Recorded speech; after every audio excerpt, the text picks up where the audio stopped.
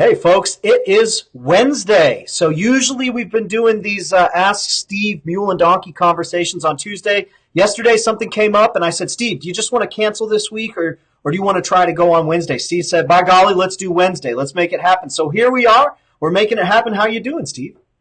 I'm doing good. What I did Tuesday was go get my wife, and it was a little bit more important than talking mules. A lot more important than talking mules. And I know that you're glad to have her back. And last week she was gone, and you had Jess right by you the entire time. So I'm sure Jess is glad that she's back too.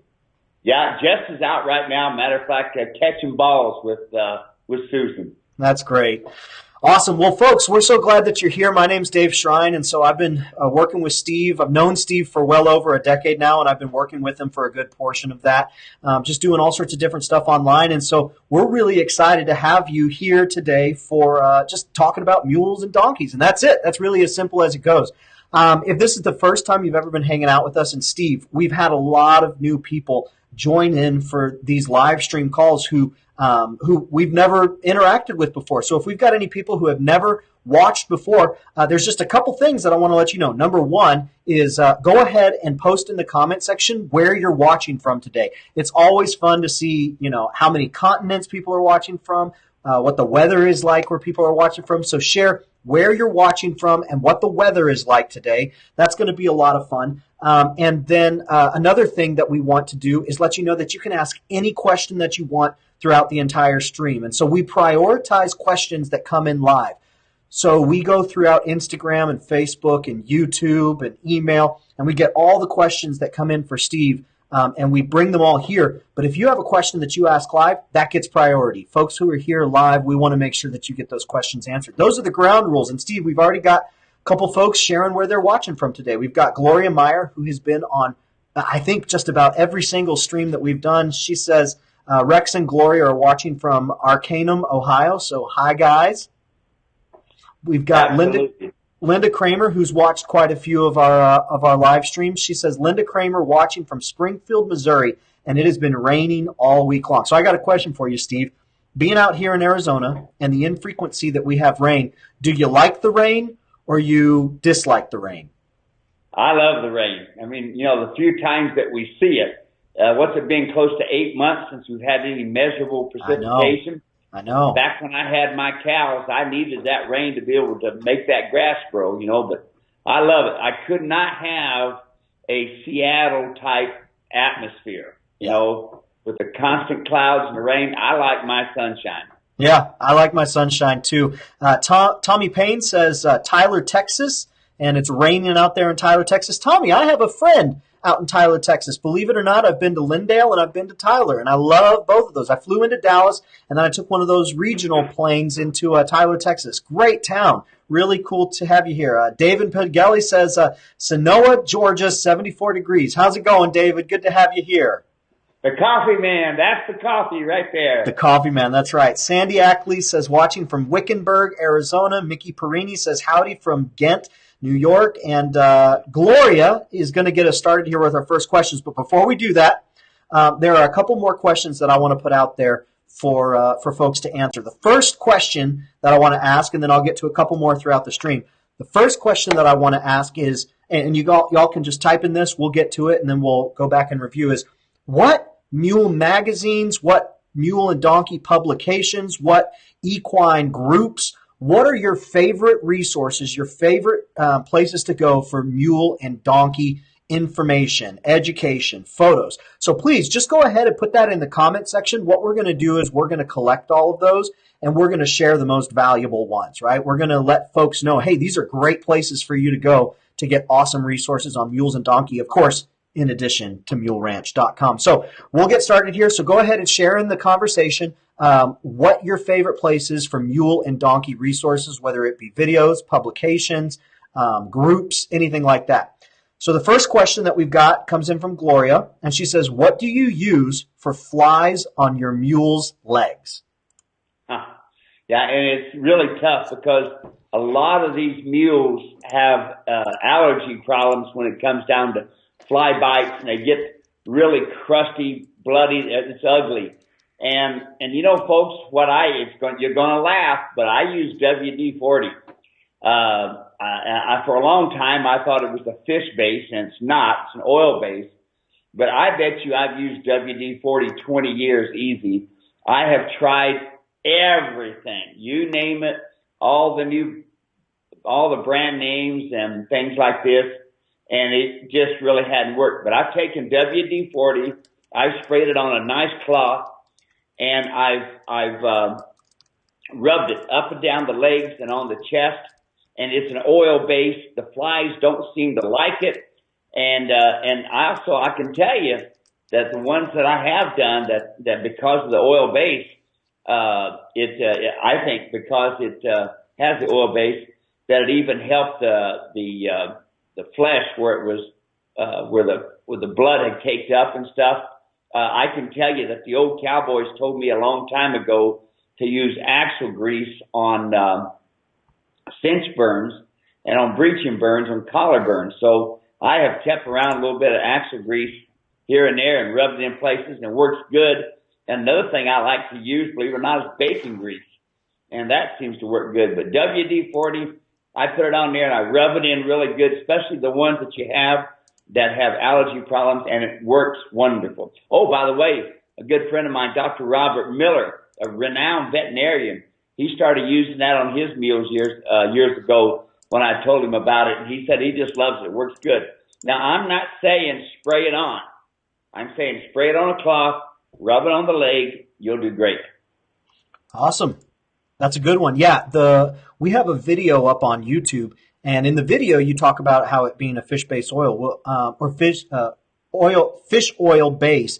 And folks were awesome. They said, "Hey, just love the material. Thanks for putting out the videos. Just an FYI, it's not a fish-based oil." So we researched it, we made sure that that's correct, and sure enough, it's great. So I amended that video. I said, "Hey, update on the video. Thanks so much to all of our watchers." And it's fantastic stuff for people to check out. So we've got a couple more people chiming in. We've got Carla Howe from Loxley, Alabama, and she says, Yep. Rain is coming. David Scholl says, De Queensland, Australia, it's fine, sunny, and 92. So we've gone international again. Thanks so much for taking us international, David. We love that. Eric Palmer says, hey, guys, watching for a bit. So if y'all aren't following Eric Palmer, make sure that you do. Fantastic guy, putting some awesome stuff out there on the internet and really connecting a lot of folks with great animals. So, and Eric is a real donkey and mule trainer. It's not just, he doesn't just have, hey, I'm a mule trainer. You see on his videos, you watch him riding donkeys, working with mules. Eric is really trying, and he's an awesome trainer. Yeah, agreed. So the next question that came in, and again, folks, we prioritize live questions. So I've got a list right in front of me. I've got my laptop right here with all of the questions that have come in over the last week. But if you've got one that you want to ask live, we try to get to those as soon as possible. So the next one we have is from Tommy Payne. He says, I have two Percheron mules. How do you say that? Percheron mules that pull an old-time covered wagon. What is the best driving bit for these guys? They are 9 and 10 years old. So what do you have to say there, Steve? Well, if they're 9 and 10 years old, they should be very knowledgeable in the bit. So my favorite thing is a bit that you can switch both ways. It is serrated on one side, smooth on the other, and it has a curved chain as well. And I had just lost the name of that bit. Oh, golly. Liverpool bit. It's a Liverpool bit. And here's the thing is, how do we know if the mule likes the bit? Number one, anytime you put a bit in a mule's mouth, always let it hang down a little bit so that it's bumping the incisors, or if it's a John mule, it's bumping the canine tooth. And what they'll do is they'll pick it up and pack it. They'll put their tongue all around. They'll do all kinds of things.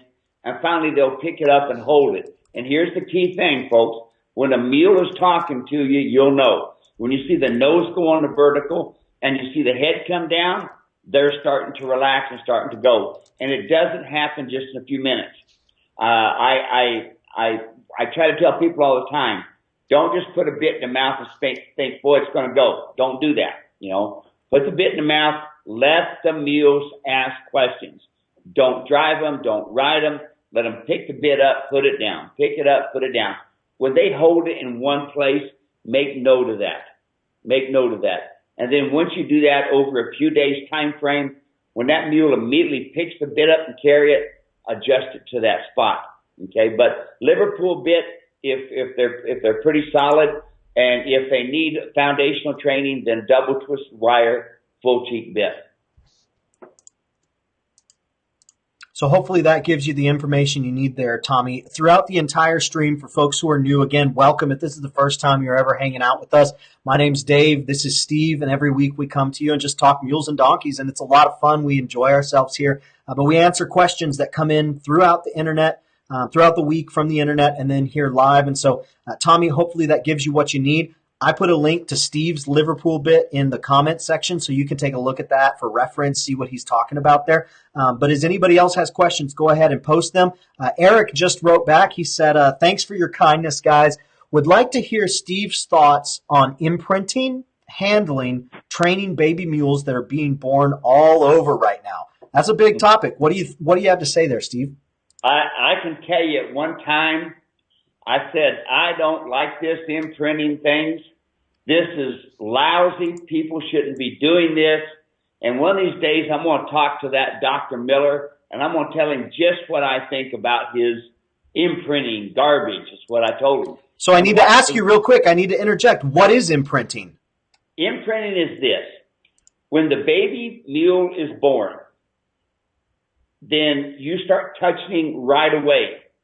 And I even like to pull the placenta off and move it out of the way. And I put my fingers in everything. If I had to put a word meaning on imprinting, it's this. You're breaking and you are putting a foundation on flight because of fright. When that animal hits the ground, he's immediately a grocery store for any varmint that comes around. So they have to immediately have their feet on the ground and go. So imprinting is taking what's natural flight and flight, rubbing their fingers down the ears, and the mule goes, oh, well, you keep doing it, and then they relax. You pick up their feet. You touch them all around. You blow in their nose. You stick your finger in the end that you're not supposed to have your finger in, and things like that. That's basics of it. But Dr. Robert Miller and I are now super friends. I've trained a couple mules for him. If I had to suggest books to go to, information to go to Dr. Robert Miller, and he's a veterinarian, and look at his books. He took imprinting way beyond. A lot of other people have written about it over the years, but he took it and put it in simple words. He's written several books. He's got one book called Natural Horsemanship Explained. And what he does is he takes different clinicians and talks about them and says, this is the way natural horsemanship should look. And it's awesome. But that's what it is. And yes, I'm going to tell you, the better mules that I have trained on that have been imprinted correctly. Now, get this word correctly, folks. Just because you touch them everywhere and things like this. The big problem is this. People tend to let them into their space all the time. They're not allowed to come into your space. You go into their space. You pick up all of their feet. You take an old towel and wipe them down underneath their belly, around all of their private parts and stuff, and this sort of thing, and keep it up. And if the mare tries to keep you away from that baby, tie her off someplace, because some of these mares won't let you around the baby.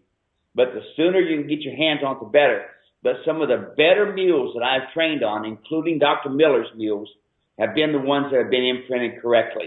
And correctly is buy the book that Dr. Miller's have got and his other DVDs, and that'll teach you.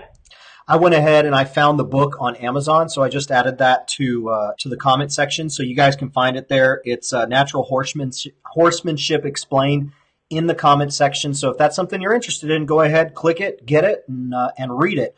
Dave, I might mention, that's natural horsemanship itself. That is not imprinting. Okay. So he does have a book, and he has DVDs on imprinting. He has a lot of books, but the one on imprinting in particular, that's the one you should be doing. Very good. So we've got a couple more people who have chimed in. Howard Tucker from Carlisle, Kentucky. So, hey, Howard. Yep. Hey. We've got Kevin Meredith. We've got let's see, who else do we have here? Kevin Meredith, and I think that's all the other comments that came in. So if you're watching, if you're just tuning in, would love for you to type where you're watching from and what the weather's like today, and then share any of your favorite mule and donkey resources, magazines, books, groups, places you go for video training, anything like that. We would love to see it. So the next question that I've got comes in from Linda Kramer, and it's about reins. So the first question, so Linda, I'm going to get to your question, but I have one that I wrote down that I want to get to. I just want to know, Steve, why split reins? Why do you always talk about riding with split reins? Why split reins? Okay, split reins. The right goes over the left, and they cross, and you hold it in the middle. All right. Why split reins? It's the safest way to ride. You see all the time people with one rein. That one rein is going to get you hurt. I have got clients that they let their mules get their head down and get a drink. The mule got his foot hung up in the rein. They flipped over. And that's not a pretty sight. Split reins, if you lose one rein, you still got another. But they cross, they actually end up being like one rein, but it's the safest way to hold on to reins. It's the safest rein to have. So now we'll go into Linda's question. And Linda says, what length split reins for a very short riding mule? 13.2 hands. She steps on the normal length ones. Cut them off. I like to have them come down about to the knees. All right? That will be the longest I would like to have one. So, unfortunately, they make them basically 6 to 8 foot long, and usually 6-footers are an average. But your end that goes up and attaches to the bit, take them stupid snaps off. If you got snaps, Linda, you've heard me. You've been in my clinics. Take the snaps off. Either that or go home, take your spoon and tap on your teeth and see how good that feels, okay? But cut it off back where it attaches into the bit. Put your new loop in it, because a lot of your ends are thicker and heavier or have bats on them. But split reins is the safest way to go. Great. So hopefully that answers your question there, Linda. If you have any follow-ups, same with you, Tommy. If you have any follow-ups, feel free to put them in the comment section and we'll get back to them. Kevin Meredith gives us our next question. He says, what type of clippers are good to cut hair in the spring? I have 2 mules that would lose their hair till mid-summer. So talk a little bit about that. Well, there's a lot of good clipper companies out there now, and I personally do not clip my mules' manes. I leave those manes alone. If you leave them alone, they'll flop over and they'll look really nice. I've had them from anywhere from 12 to 18 inches long up to about 4 inches long. Why do I like a mane?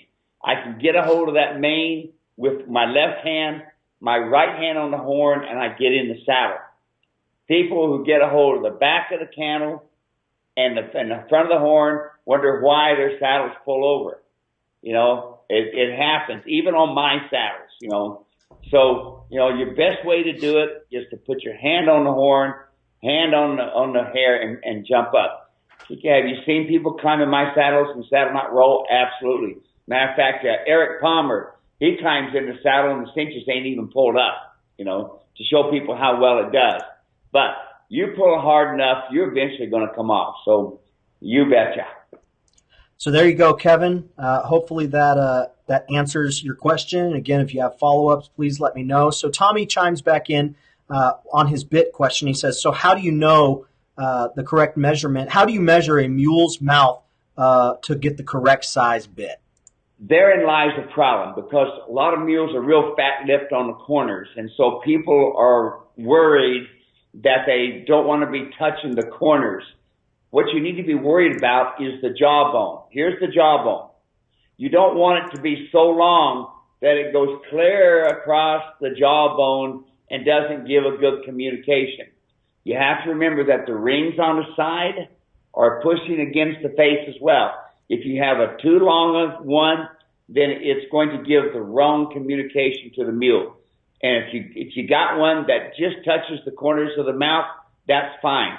Why do they get a strawberry on the corner of their mouth or get to bleeding? It's not from the bit most of the time, because most of them are made right, but what it's from is the mule bracing against the bit, continually bracing. How do I measure it? I take a rope that's about as big around as my finger, about a 7/8 rope, and I take a black marker and I mark one side, and then I pull it up into their mouth, and then I mark the other side, and I take it out and I measure it.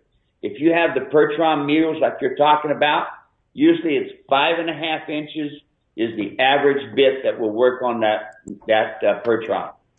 Great follow-up there. That sort of stuff, that's the type of stuff that a lot of times folks don't think to ask, or folks don't know to look at, and so they kind of go at it and wind up not getting the results that they need. So that's a great follow-up question there. Kevin chimed back in. He says, I was talking mainly about body clipping for trimming. Any thoughts on a clipper for body clipping? Well, they got so many new ones out. Mine are about 25 years old. I haven't body clipped one in a long time. But there's a lot of good ones out there. My old body clippers, they're about as big as this jug. They're huge. But you don't need those anymore. These new ones are really great. They go pretty nice. But I can't tell you one particular one over the other. There's several really good ones. So let's help Kevin out, guys. If you have a pair of body clippers that you absolutely love, go ahead and type that out in the comment section, and let's give him a few options that he can research and check out. Steve, you were going to say something. Yeah, I want to tell you that the body clipper is only as good as the blades. So the better the blade, the sharper the blade, just like a pair of scissors or a good knife, the sharper they are, the better they're going to be. I'm going to tell you, these new clippers and stuff that they have, they're pretty awesome. They're nothing like we had 25 years ago. But I haven't showed her anything since 2002, so I couldn't tell you where to start. So I've got a pretty nebulous question next, but I'm going to ask you because I want to hear what you have to say. So Howard Tucker, his question is simply, how do I ride a mule? And I think that's the way a lot of people would start out. How am I supposed to ride this thing? So why don't you give me, I think this will really make well for YouTube. I would love to hear you tell me just the 101s of mule riding. Whatever comes to your mind, whatever you want to say, just the 101 of mule riding. Okay, number one, don't ever offer me a green mule to ride and a well-broke horse. I will take the green mule just on his natural abilities. Just on his natural abilities from the donkey side to take care of his steps. Just in the natural ability of the donkey side to be careful and watch where he's going. Just the natural ability of the donkey side not to overdrink and overeat. Can it happen? Yes, but it is rare. The natural abilities of that mule, whether it be a quarter horse mule, whether it be a foxtrot or Tennessee walker, percheron, whatever, the brains come from that donkey. That's what makes a good mule trainer. I.e., I got to point to Eric again. He's got a stud and he rides and he's ridden other donkeys. He's won contests. That's because you understand the donkey side of the mule. How do I know a lot of these guys are mostly on the horse side? Look at their halters. Just their halters alone, how they have them adjusted.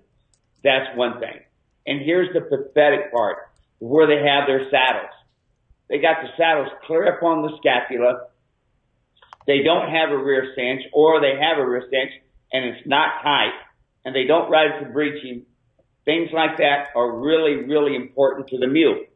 So the other part is, when it comes down to these mules, how do you ride them? You basically ride them 80% off your legs, 20% off your hands. I like to leg cue. I barely will pick up my reins to move to the right or left. If I want to go to the right, I pick up my reins. That's a cue to the mule. He says, okay, what do you want, Steve? I take my left leg and I put it against the mule and we go to the right. Riding a mule is the most wonderful ride you can get. They're very lateral when they're walking. They're very comfortable when they're walking. Where do they get that? From the donkey side. Yes. Where they get their big round hips and their keen head and their body shape comes from the horse. Yes. And there's a lot of good qualities, but from the donkey side. I ride a mule because I love the way they think. I ride a mule because I like the way that they ride. Smooth, easy. They're awesome. I ride a mule because, like Max Johnson would say, he was the head packer at the Grand Canyon in the early 90s. He'd say, a mule gives his life for you if he sees that you're a leader. So the follow-up question then that Howard has, and I think I know where you're going to go with this as well. He said, we rode my mule today. She doesn't like it. What we do. What should we do so she will like the ride? I know that that's a loaded question. So where would we start and where would we go? Number one, we always start with the mechanical first. Go get the teeth floated. Number one. Number two, go get a chiropractor and make sure this mule's back is in the right place. You don't know if she's rolled down the side of a mountain. You don't know what kind of saddle they've used. You don't know if they've used a crooper and this sort of thing. Okay, now here's the question for him. How do you know she don't want to be rode? Is she throwing her head? Is she dropping her head? Is she twirling her tail?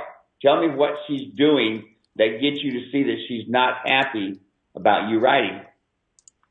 Yeah, that's a great question because as we talked in previous, let's see here. I'm trying to get there we go. As we've talked in previous live streams, the signs that mules give you, the way that they communicate with you are different than anything else out there. And so what are the signs that they're giving you? Because that communicates something, that says something, that's giving you a heads up. And so being able to read those signs and understand what they mean, those are two different things. You see it, but what does it actually mean? And the way that I kind of think that this is so bizarre is I asked you, why do you say that, if the mule's doing this with his head or something like that, why do you say that that's related to the teeth?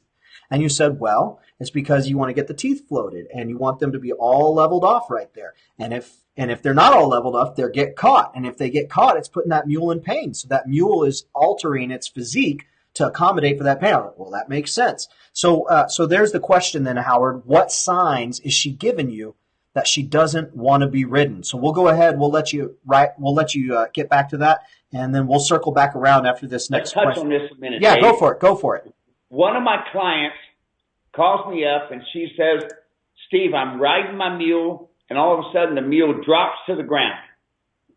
I said, really? How many times have you done that? 4 or 5 times.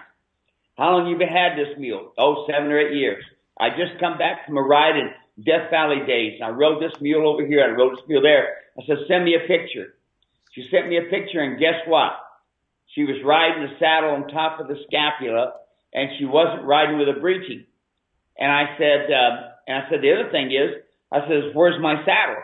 She says, well, I thought I'd just try this saddle out. And I said, there's your answer to your question. Your mule has probably been telling you by shaking his head or elevating his head or dropping his head way down low or stepping to one side to get on, doing lots of things. And finally he says, look, hey, dummy, I got to get your attention and I'm going to lay down. You're lucky that mule was that nice and just didn't bust you off and put you in ER. Or like some of my mules that people brought to me, they kick the saddle out of your hand because they've had enough, So I'll be interested to see what he's going to say about how does he know that mule is happy or unhappy. So what he came back to say is she's dropping her head. Yeah. Send me a picture of where you're putting the saddle. Send me a picture of the saddle sitting on the mule. If the mule is dropping her head, she's got 2 problems most likely, 3 probably. Number 1, the teeth problem. So that's 1. 2, it could be you got your saddle sitting on top of the scapula. 3, the saddle, the vertebrae are out of place. Again, because most people only tighten the front cinch. That's right on top of the 6th and 7th rib. Mule is trying to tell you, here, I'm uncomfortable. So he follows up and he says, do we just scare the mule? Is that part of the problem? That's a possibility. How old is this mule? He hasn't said. Howard, how old is the mule, and do you have any other background information on the mule that you'd like to share? While we're waiting for Howard to answer that there, Tommy follows up with, can you explain floating the teeth? What is floating the teeth? This is a good one, Steve. Okay. Floating the teeth, if we go to a dentist, he's going to put what's called a speculum in the mouth. So he's going to give the mule first a shot to make it be quiet. And that's going to vary from dentist to dentist what they're going to use. Then they put a speculum inside the mouth, and then it opens up the mouth, and it holds the mouth open. And this machine holds it open, so then he can reach in there with a file, and he can file the teeth that are bad. There's going to be points. And then he can get back into the TMJs, and he can file those. Now, we also are using, today, electrical files, and we also use hand files. Both are good. The main thing is that we have correct bite. Now, you heard me talk about this last week. Take the lower jaw, the upper jaw, move it back and forth. If you hear a lot of scraping, yes, you better get your mule into the dentist. So we've seen that over and over where folks will come in and they'll say that they took them to the dentist and either the dentist floated the teeth or the dentist said, no, they're good. You don't need to do anything. And then they'll get in front of you and you'll do that exact same thing. You'll put your hand on top of the nose there, put your hand underneath the jaw and do exactly that. And it's this sound. It's kind of like a type sound. And yeah. Every time I've seen that, you said, no, it's not bad right here. And it's a little bit better on this side, but no, it needs to be done. So Howard came back and says the mule is 1 year old. You shouldn't be on his back. You got to wait till that mule is 2 years and 6 months so that their knees are closed. And yes, you're scaring the mule. Absolutely scaring the mule. Don't put a kid on them. Don't put a saddle on them. Just pick up their feet and lead them around. Have them go across obstacles. Have them trust you. Here's the problem. People say, well, I'll just put any old saddle on. Well, when you tighten up that front cinch and it puts pressure upon the 6th and 7th rib, why should that mule trust you? Period. So, yes, that mule needs to be 2 years and 6 months so that their knees are closed and you have that perfect cartilage on the knee. Is Foundation Colt starting a good place for him to turn to with what he should be doing right now? No, I wouldn't sit him there at all. I would just tell him if he's going to do one, have him do problem mule building a new foundation with the mule ground training kit that we have. Yeah. And that'll show him how to do different things with the mule on the ground. Very good. So Howard, I'll put a link to that. So if you're looking to take next steps and you like the way that, Steve's approach, you like what you're hearing here, that would probably be a great next step for you. And we put a kit together because we have so many folks who their mules need that foundation. They need that training. And this gives you exactly what you need. So Andon chimes in. And Andon, I think this is the first question we've got from you. So welcome. So glad to have you. We're glad to have Andon, aren't we, Steve? Yep, absolutely. He says, I have a 12-year-old pack mule I've had for a few years, and she isn't trusting at all. She isn't mean or aggressive, but she just doesn't take to trusting people. What things can I do to build her trust so she relaxes when I'm handling her? Well, here's the thing, it's the way her disposition is. She's got to just go get the work done and forget about being a pet. I'm not a pet. Just put me to work, get my job done, I'm done. You cannot train disposition. Can't be done. You can give them carrots, you can give them treats, but that even giving the carrots and treats is not going to change their disposition. So you're just going to have to keep her a pack mule. She's not a fluffy paint petting mule, and that's what a lot of these pack mules are. They could care less about being petted. They can care less about being around people. Just put the pack outfit on me, pack out the elk, and we're done. So nothing that you can do. No. Is that because of the age? No, it's not age. It's just the way the mule was born, period. A lot of people think they've been abused. No, it's their disposition. A lot of people think they can train it into them and make them love you. No. You know, they're just flat not going to be a pet mule, a quote family mule, whatever you want to call it. That's the way we used to have mules. You know, when 20 years ago you didn't want to be around a darn mule. Who'd want to be around a mule? That's stubborn. They're ugly. Yada yada. When we wanted to get a mule, we saddled up our horses. We went out and we roped the mule around the neck. We roped him around the back legs. We spread him apart. We blindfolded him. We packed him. That's the mules that we had. But today, these mules are better mules than that, you know. But every once in a while we have one like that, and it's not the way they've been trained. It's not the way they've been treated and abused. It's not that way. It is their disposition, you know. So can you breed for disposition? Well, you can, but the problem is there are some mules that even though you bred them right and you've got the right disposition mare, right disposition jack, you'll have a disposition that says, Dave, I love you, but Steve, I don't want nothing to do with. And that happens. I was just talking with a guy today in Michigan, and they just got him a mule. Boy, they went on the internet and they found a mule. Wrong answer. Then they had a friend go look at it and said, boy, nice mule. Wrong answer. You know, and I told him, you know, made a lot of suggestions, but let's go on. Well, when he walks into the corral, the mule says, hey, how are you? How you doing? When his wife walks in the corral, lady, go away, and turns around and looks the other way. It happens, folks. You know, these are not puppy dogs. They're not kitty cats. These animals follow leadership. And if you drop your head and look up, you just ask for permission to be in their herd. And this mule that he has, I've had and trained a lot of them. And there's no fixing or training disposition. You know, just pack that mule and he'll be happy. Andon writes back in and says, I'm watching from Wyoming. Thanks, and that's the kind of approach I've had with her, is to just put her to work. So sounds like you're on the right track there, Andon. Yep, I'm going to be in Gillette, Wyoming here in about 2 weeks hunting turkey. That'll be great. That'll be great.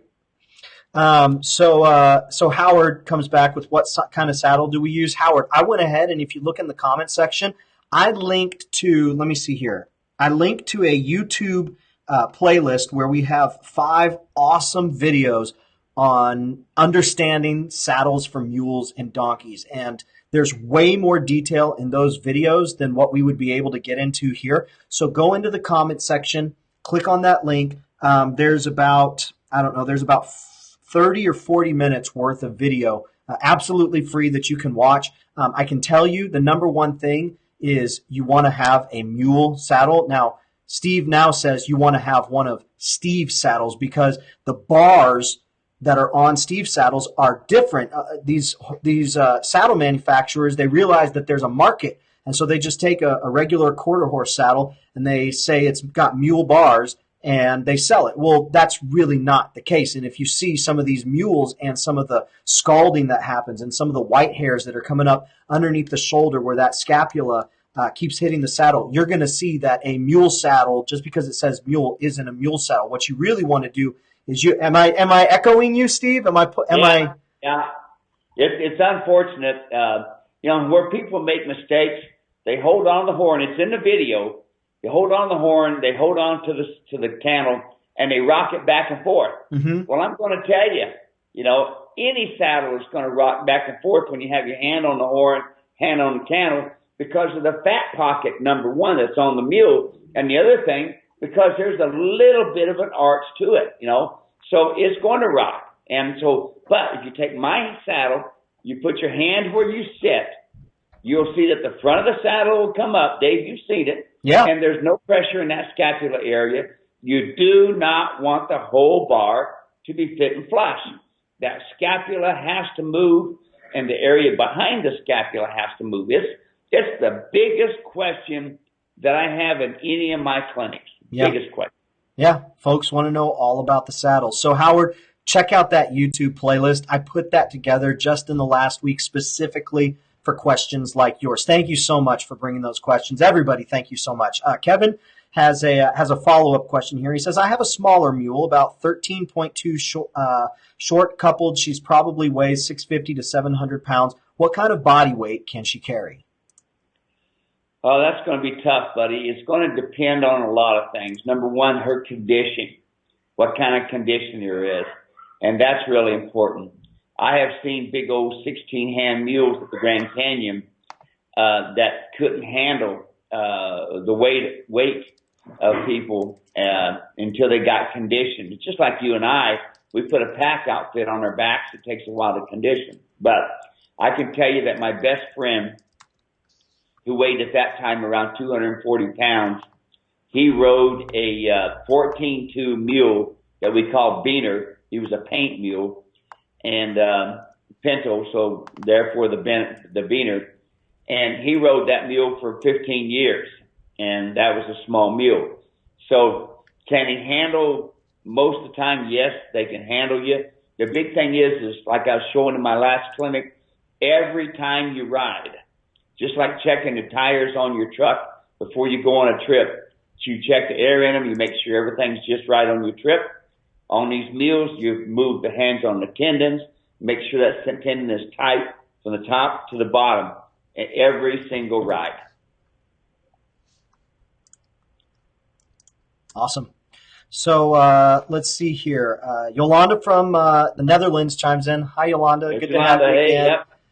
Glad you're watching, especially with the time difference. We're very, very privileged. We appreciate that. So the next question that I have that I just want to put out there to folks, I really would love to hear what folks have to say about this, is have you been to any clinics this year that you've absolutely loved, clinics or expos, or are you planning on going to any clinics or expos this year? So please take a second in the comment section, just say where you've been and what the clinic was or what the expo was. We'd love to hear what awesome experiences are happening out there. We know the ones that Steve's going to. We know the ones that Steve's hosting, but we know that there's so much more happening out there, and we would just love to hear. So please, right now, you're listening, you're cooking dinner, you're taking care of the kids, you're doing whatever, just take a moment, type in, whether it's on your computer or on your smartphone, and just say, what clinics or expos have you gone to or are you going to in 2018 that you're just excited about or just fantastic experiences? So while folks are doing that, we'll hop to the next question here. The next question is, can you talk a little bit about approaching your mule from the left side? I have someone who said, let's see, Rock in Rosie's says she watched a video where we had the owners in the pen, and she was approaching the mule, if you remember, and you would say, okay, now step to your left, and then we were trying to get her timing correct. Are you having her approach the mule in this way because the mule is untrained, or because she doesn't know her and is approaching the mule the way that owner was doing? Is that something you need to do every time? Forgive me if this is a stupid question. No stupid questions here. No. Smart questions. No. Do you know which video I'm talking about, Steve? Yes, absolutely. And it's, what I do with people all the time. Here's the thing. I'm watching the mule and I'm reading the mule. I watch his nose. Now I'm on the right-hand side, and when the mule's nose looks to the left, I then step to the left. And when I step, the mule's going to look at me like, well, why did you move? What I'm doing when I step to the left, or when I have her step to the left, I'm asking the mule, come back, watch me, listen to me.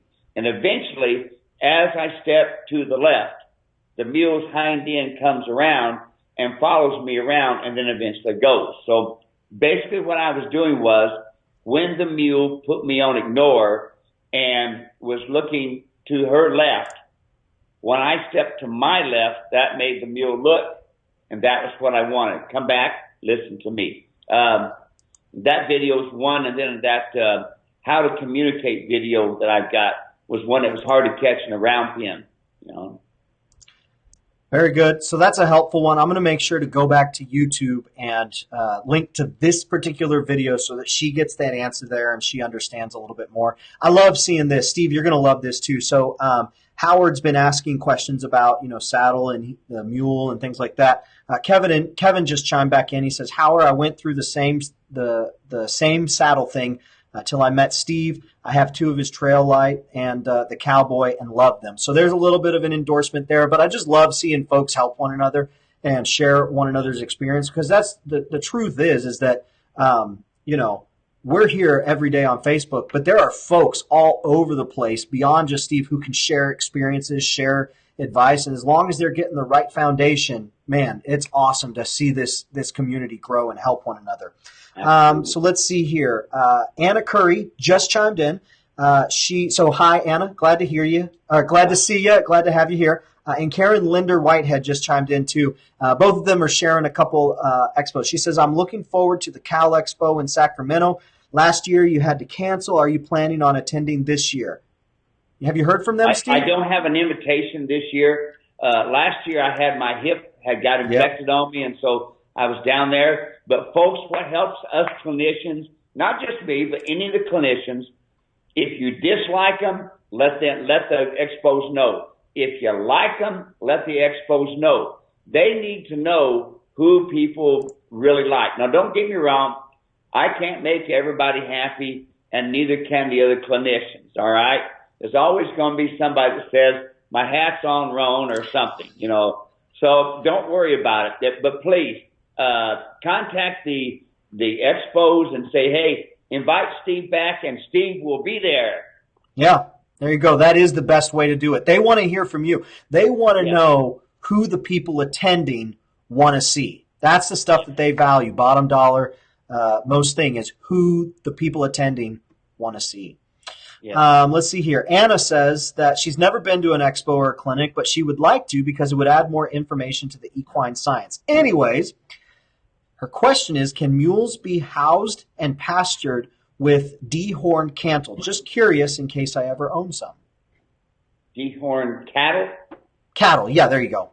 Okay, cattle. Okay, good. Mules do fine with adult cattle. It's when we have babies, they tend to mother up to the babies and keep the cow away and end up starving the baby. And I've also had mules actually kill calves. But for the most part, we've had our mules turn loose out in the pasture with bulls and with cows, and they've done fine without any problem at all. You just got to remember that, especially if it's a bull, he can get quite cranky at times. The next question thank you, Anna, appreciate that. The next question that comes in, Yolanda asks, Steve, will the Cowboy Saddle fit my Spanish mule, and what must I do to know if it will fit because of the distance? Now, I think we talked a little bit about this last week. Steve, can you just rehash real quick what you had to say about the Spanish mules last week? Well, basically the Spanish mules, they still got a donkey, and the donkey is the bone structure that I use to fit my mules.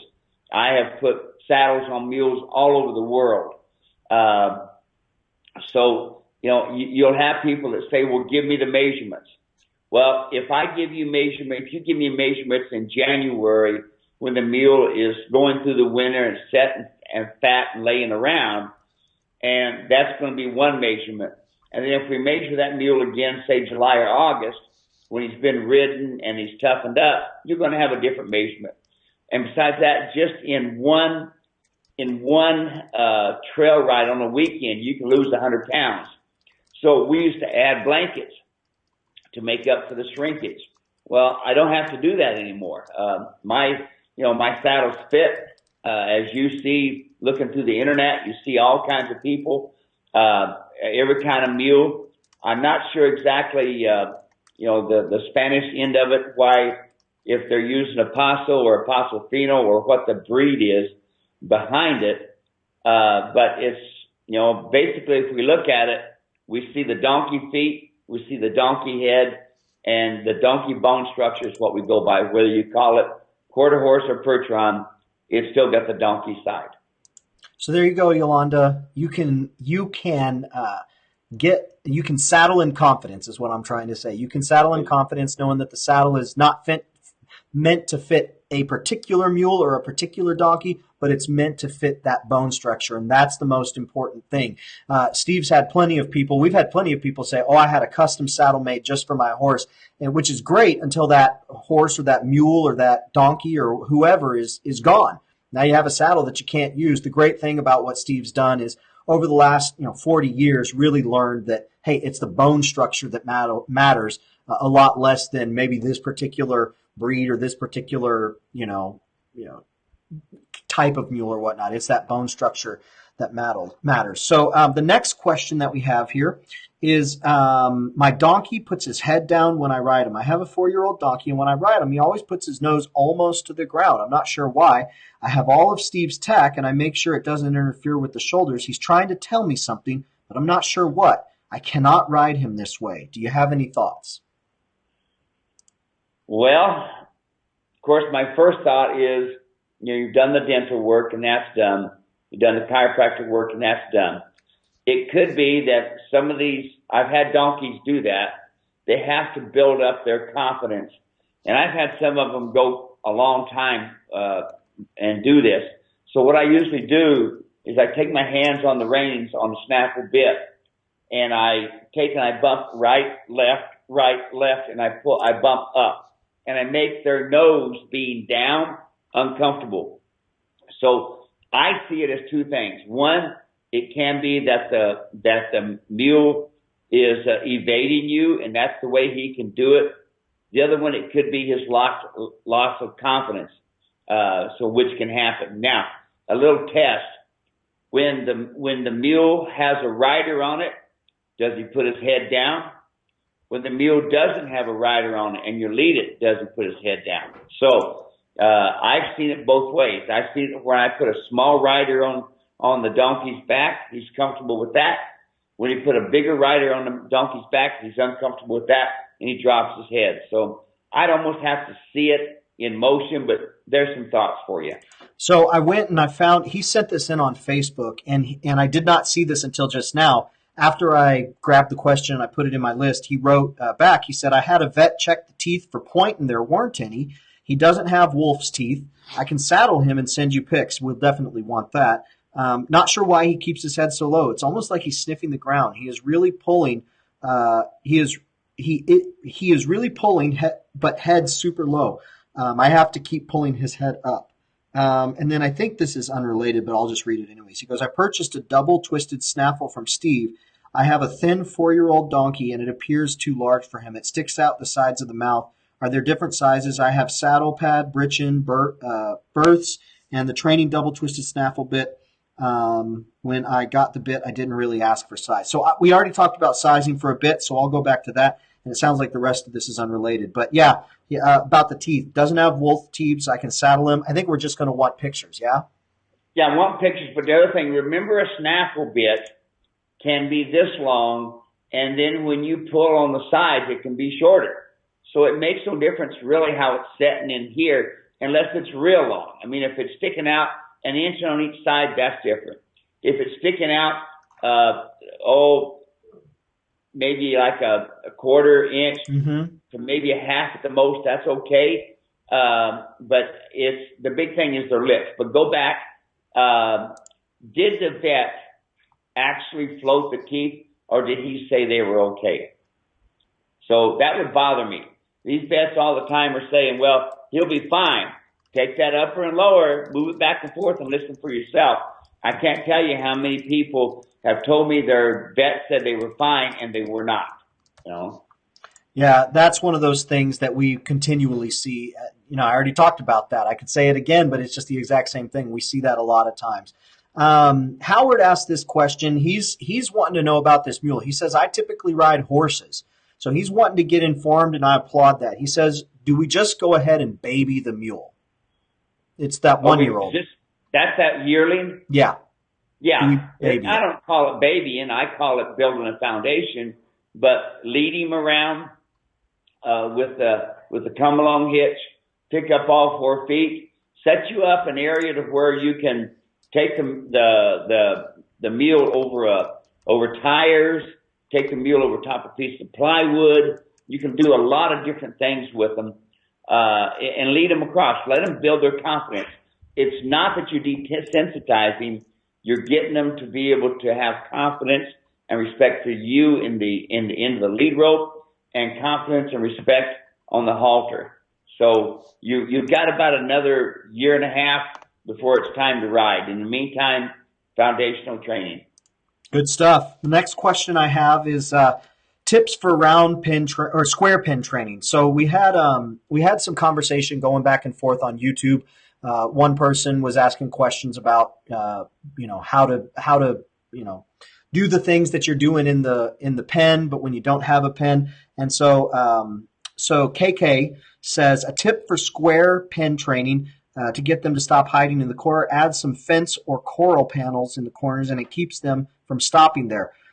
For one that is fairly broke, I have put 2x4s to the bridge that corners the places. Also, a tip a friend showed, and this is where the question is for horses, is to create a little path for them with some logs or poles. Would that help at all for mules? I've only tried it on about 5. Well, it would help, but it's hard because they find that corner and they say, okay, I disappeared. Ostrich in his head in the sand type thing. That's why the round pin, they can't hide. They have to focus on you. It's really difficult. I don't use a round pin like everybody else. I don't move them around a lot. I use it for getting them to fill their first saddle. I get it to have where I can catch them if they're hard to catch. But I don't put a mule in a round pin and run him around. It's a mindless effort for mules and donkeys. So here's a question that came in, and this one is about pack saddles. And it's just basically, can you talk a little bit about proper pack saddle adjustment, things that we need to know about pack saddles?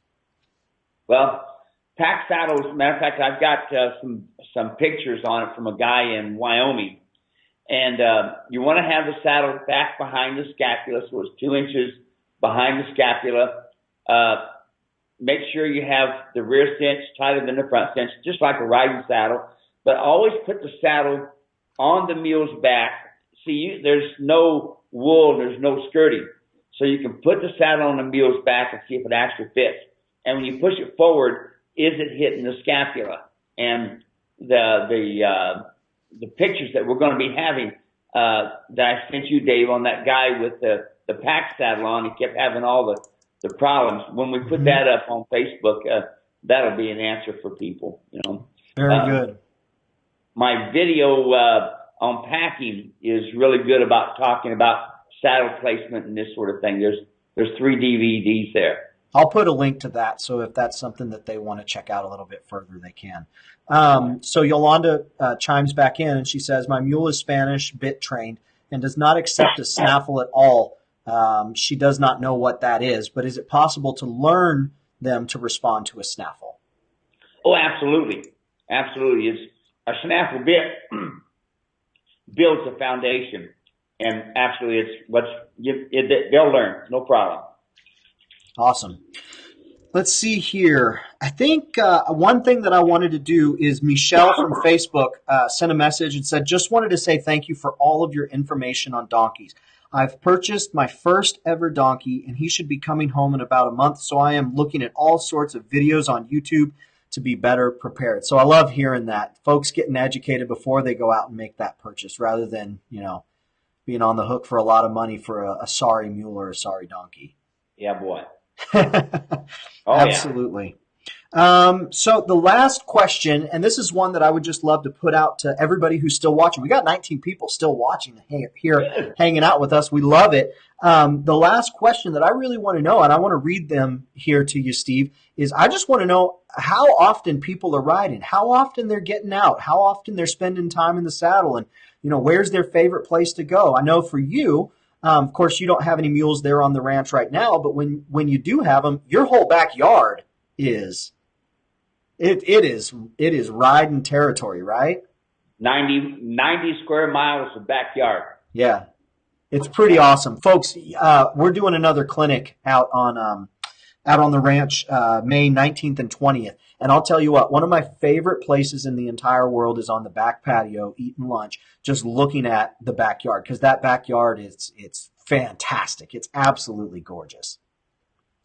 Let's see here. While folks are answering that, we'll take time to do a couple more questions, and then we'll hear how often they're riding and where they like to ride. We have a first question from Sue Callahan. She says, we picked up a little half-finger mule that bolts. My daughter has been working with her in a round pen, teaching her to give her the bit and working on neck reining and leg pressure. The mule has bolted on her twice. What can we be doing to stop this?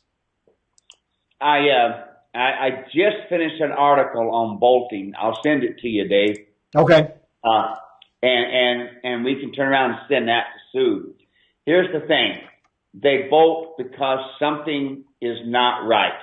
It could be they bolted because the saddle hit the scapula. It could be they're bolted because their teeth aren't done, Don't get out there and throw a bunch of stuff around and desensitize him thinking the best thing you can do with this mule is not ride him, but put a surcingle on him, hook up the Mule Rider's martingale, turn him loose in a round pin, and let him get soft in the face so that mule does not have respect for the bit. And that's the biggest thing. So get the mechanical out of the way, the teeth, the chiropractic. I know Sue's got my saddle, so that's not a problem, okay? So get those out of the way and then start surcingling. Don't be riding. Get soft in the face.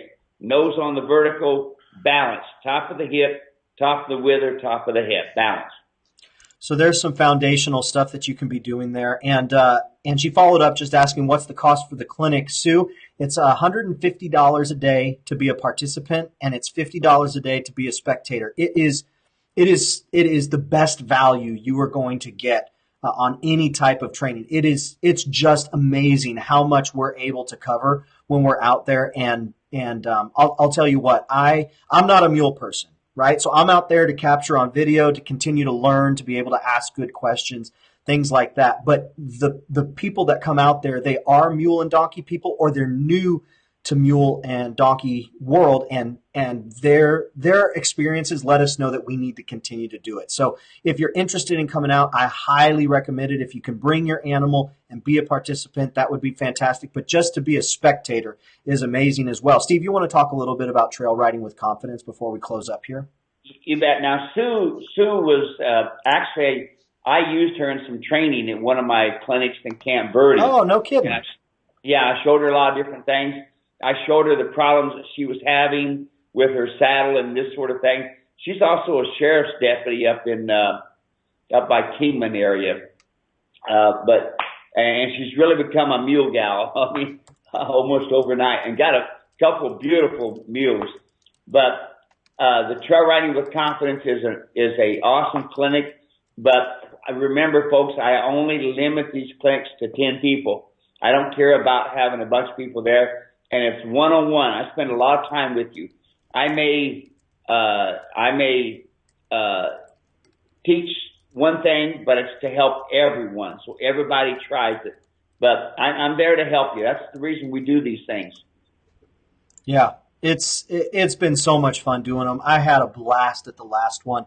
We'll do one final question, then we'll call it a day. Lynn writes in, and Lynn, thank you so much for tuning in. I'm so glad we could get to this one for you. Do you always use a surcingle before taking a mule out on the trail? I have a 15-year-old, hasn't been on a trail for at least 10 years. What would be your thoughts to Lynn there? Tune-ups. Everybody's got to have a tune-up on their car, their lawnmower, their boat, their everything. Tune-ups to get them ready for the season. And also, they just like any other car, they need to be tuned up with different things. Same thing with this mule. With my wife's mule, 28 years old when she passed away, world champion, Arizona state champion. She was as solid as you can get, this mule. I surcingled that mule 2 to 3 times a month. Put the surcingle on, put the bridle on, let her pick it up and carry it. That puts a nice mind on them. That gets them gets their nose on the vertical, and you don't have to be in the saddle to do it. Because what you want them to do is respect that bit or respect that halter, and that's where the surcingling comes in. Awesome. Cool. Well, that's all the questions that we have for today. I hope everyone enjoyed the broadcast. I had Tommy, let's see. No, it was John. I had John write in, and he said, hey, thank you, Dave. Thank you, Steve, for all the time to help us learn. I don't believe other trainers are doing this, especially not for free. So this is a joy for us. We love doing this. This is a lot of fun. So we'll continue doing it as long as folks continue watching, as long as questions keep coming in. So if the questions stop, then we have nothing to talk about. But as long as you guys have questions, keep sending them in. We will get to them. And if we don't get to them, immediately, we will make sure that we address them at some point in time. And you can get in touch with us on Facebook, too. You can send a message on Facebook. Always feel free to send Steve an email, steve@muleranch.com, and chances are you'll probably wind up on the phone with him and having a conversation. Steve, that's it for today. Thanks so much for hanging out. You have some training to do this evening, don't you? Yeah, I'm going to take my border collie puppy, Jess. Jesse and I are going to go out with Susan, and I'm going to work the sheep and do that part of it, and then Susan takes him over and she does the agility. And Jess was just out herding butterflies a few minutes ago before I come in. He sees all these butterflies going over. He's trying to get them cornered in one corner. He runs here, runs there. Of course. Anything he can herd, he'll do it. Butterflies. Now that is cool. He's awesome. That's fantastic. Folks, thanks for hanging out. We will be in touch. Be sure to check out Steve on Facebook. We're on Instagram now as well. If you miss any of the live streams, you can always find us on YouTube. I'll go ahead and I'll put a link in the comment section here to the YouTube channel. There's lots and lots and lots of free training there, amazing training. Some of it is pulled from Steve's instructional videos on the website. Some of it is stuff that we just recorded straight up specifically for YouTube. It's all there for the taking. Be sure to mention this live stream and share the resources with friends and family who are in the mule and donkey community. They're going to love it. If you don't share it, they're probably not going to find it. Your connection to this community is far greater than ours is. So we really count on you to be sharing it with friends and family. Thanks, Steve. Appreciate it. We'll talk soon. You betcha. Hey, thanks, everybody. Have a good one.